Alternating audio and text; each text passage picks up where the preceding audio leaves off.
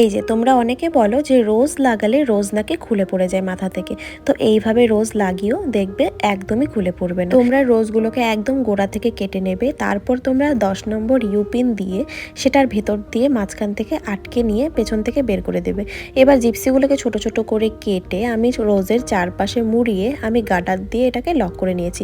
এতে করে কি হবে, টোটাল জিনিসটা লক হয়ে থাকবে। তারপরে আরেকটা জিনিস দেখাতে ভুলে গেছি তোমাদের, গার্ডারের ভেতরেও কিন্তু আরেকটা ইউপিন দিয়ে তোমাদের এটা হোল্ড করার জন্য রাখতে হবে।